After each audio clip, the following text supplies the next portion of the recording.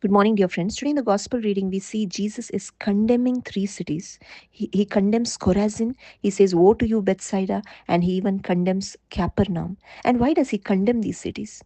Because he says, if the miracles that were performed in Tyre and Sidon, which occurred in you, they would have repented long ago, sitting in sackcloth and ashes.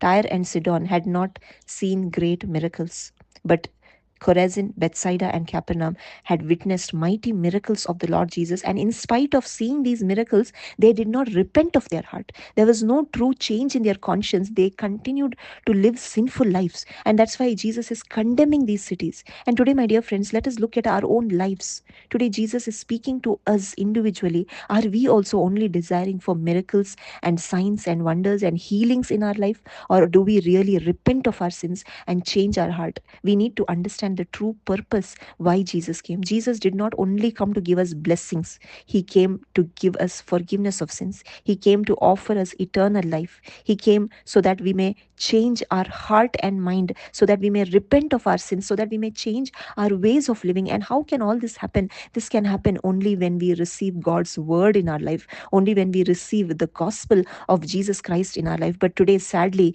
many of us don't want to hear God's word. We feel bored, we feel sleepy, we are not interested in reading God's word, we are not interested in meditating the word of God. We don't really want to change our sinful ways of living, but we want miracles, we want healings, we want everything for our physical body. And that's why we read here in 1 Corinthians chapter 15 verses 19, if we have hoped in Christ in this life only, we are of all men most to be pitied. If we want Jesus only for our physical life here on earth, then the Bible says we need to be pitied, because there is a life after this journey here on earth. And that eternal life, where do we want to spend? Do we want to spend eternity with Jesus?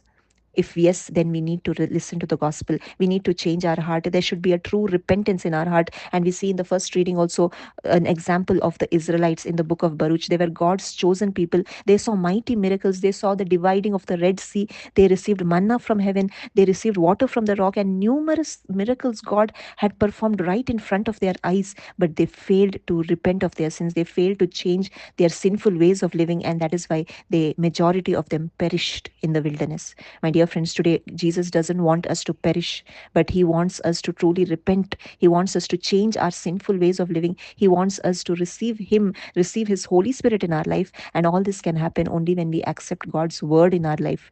God's word has the power to transform us. So today, let us examine our lives. Do we only desire for blessings, or do we want the blesser, the creator, the savior, the Messiah of our life, the one who has come to give us eternal life? Thank you. God bless you.